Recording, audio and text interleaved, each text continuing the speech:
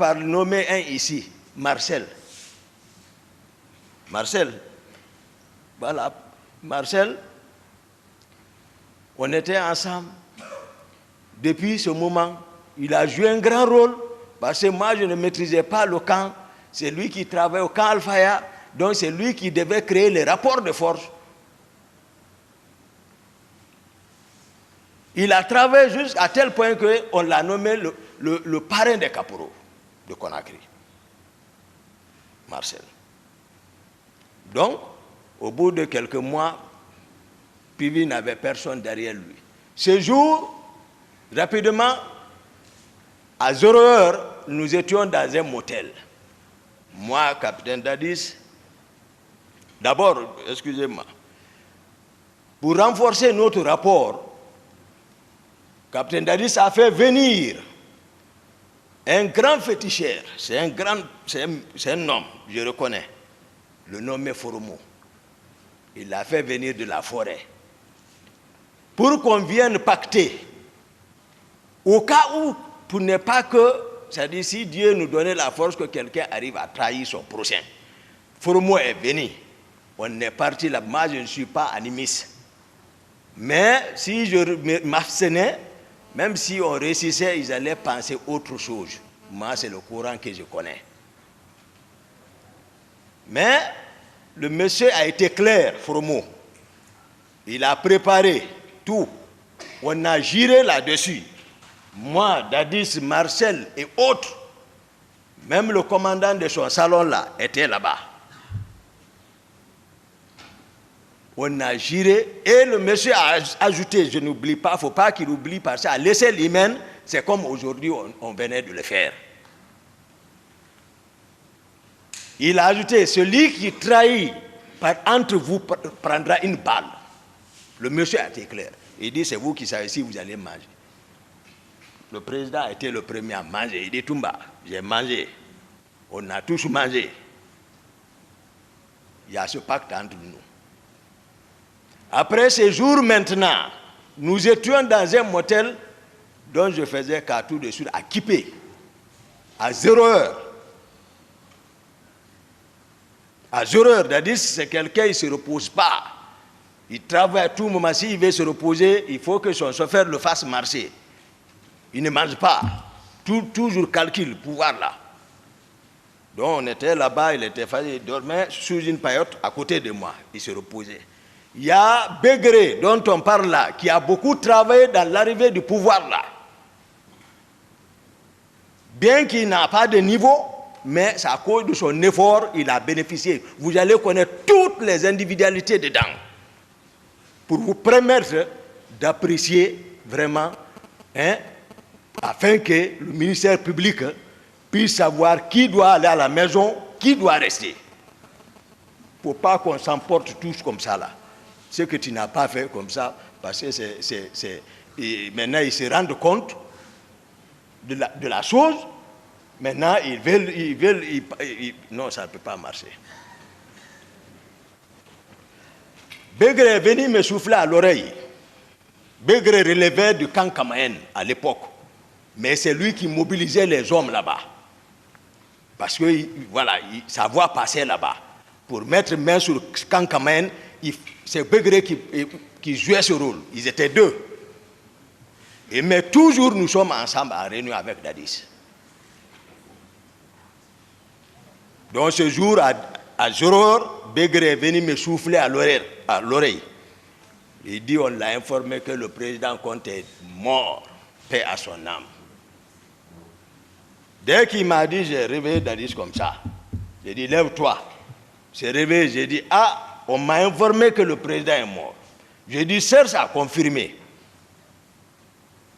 Il a appelé, j'ai fait le premier à l'informer.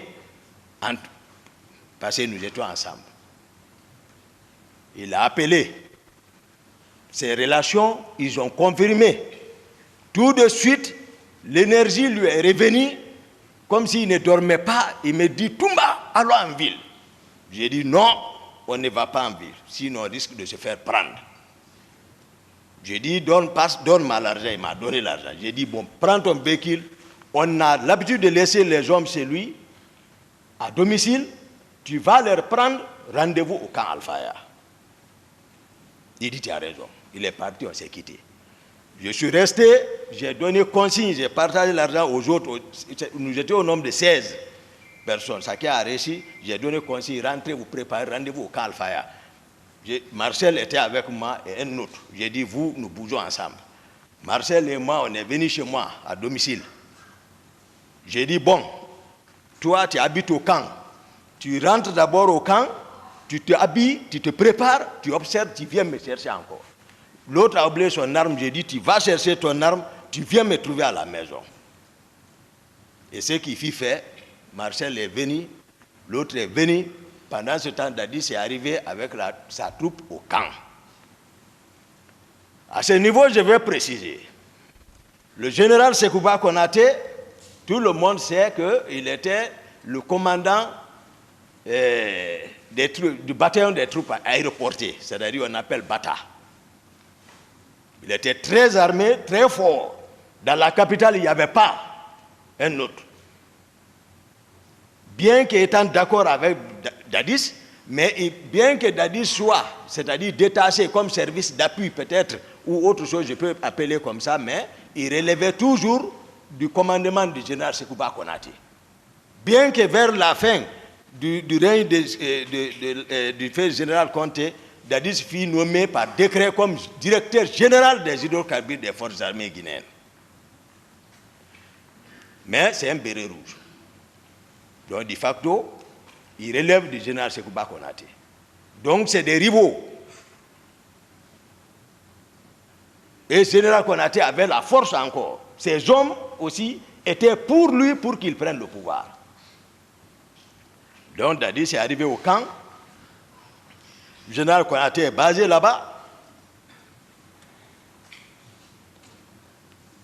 On m'appelait partout. Et moi aussi, je suis arrivé. Pendant ce temps, le général Toto a pris le camp. Il a pris le bataillon char, il a pris l'artillerie, il a pris le bataillon. Parce que le commandant de camp à l'époque était Fotedi. Il était avant le commandant de l'artillerie. Le commandant aussi adjoint du camp était le colonel David. Et il a pu avoir tout ça, il a pris le pouvoir. Dieu dit devant tous les officiers, tout le monde, vous allez voir d'où est parti, c'est-à-dire les griefs de certains contre Toumba. Toumba n'est pas aussi comme ça, Toumba est réfléchi. Quand je suis venu, ils étaient au bataillon, tous les officiers. Tous les officiers, ils étaient au bataillon dans la salle de réunion. Le pouvoir est pris par le général Toto. Le voici. Dadis est assis. Konaté est assis. Tous les officiers sont assis. Mon frère, le colonel Tchegbouro, assurait le secrétariat. Toto préside, il parle, lui il note. Tous les autres sont assis. C'était fini. Mais moi, j'ai promis Dadis. Je l'ai promis, c'est-à-dire, et puis on a pacté, c'est-à-dire, il m'a vraiment rassuré. Voilà, et puis je l'aime. Ça, c'est clair.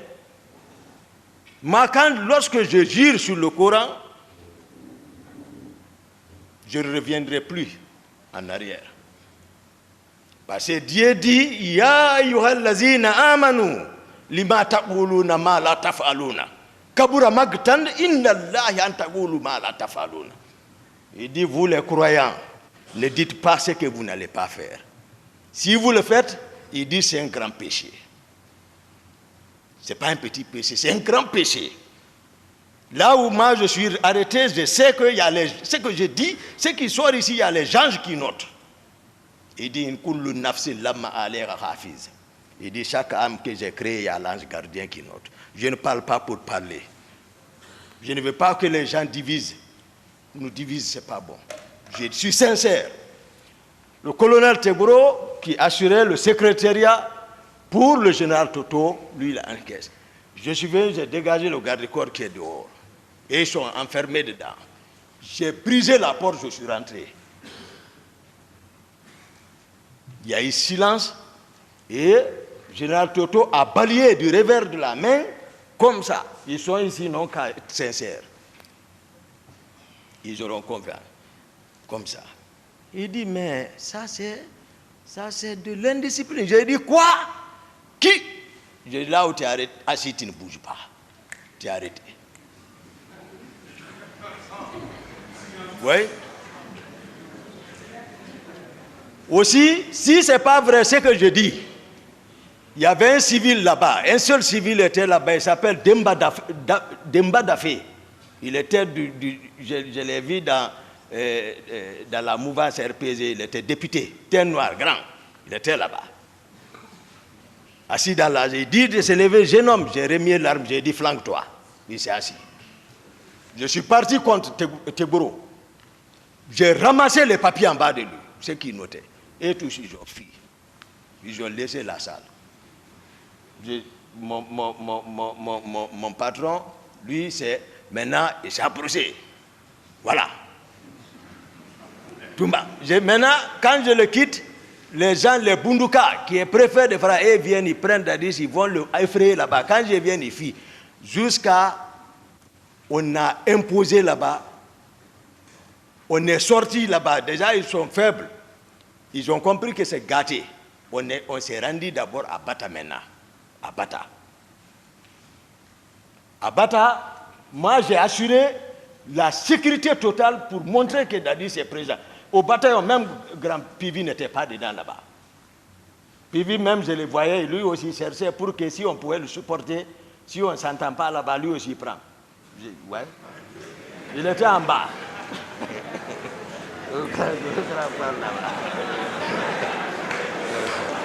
Silence. C'est la vérité. Continuez, s'il vous plaît. Merci, honorable.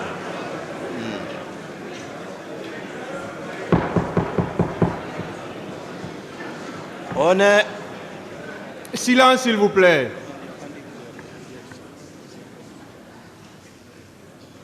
On est arrivé à Bata. Maintenant, quand Dadis s'assoit, moi je suis arrêté derrière. Je suis arrêté derrière comme ça. Maintenant, les Totos, ils n'ont pas obéi d'abord. Tegboro, lui, vient, je ne sais pas par comment encore, je le vois passer pour venir parler dans l'oreille de Dadis. Là aussi, je le ramasse là-bas, je le prends, je le fais passer devant, je dis, depuis quand tu peux te comporter comme ça envers un président? Passe ici. Donc, Tegboro ne me connaît pas, donc il y a ces griefs, voilà, il y a ça entre nous. Après, Granco est là, parce qu'il fallait démembrer totalement Toto pour montrer que Dadis est président. Il était question d'arrêter le commandant du bataillon des chars. Granco est parti, il n'a pas pu.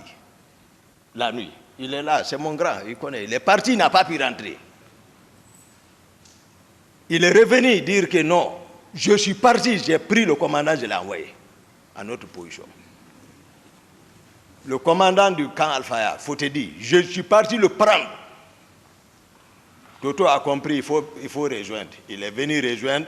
Après, je me suis assis maintenant, avant maintenant de officialiser entre nous, moi, capitaine Dadis, Granco et général Konaté, on s'est assis à 4. On dit maintenant, qui doit prendre le pouvoir?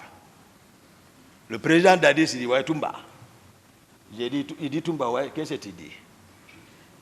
J'ai dit, bon, vous deux, toi, général Konaté et toi, vous êtes, voilà, nos grands.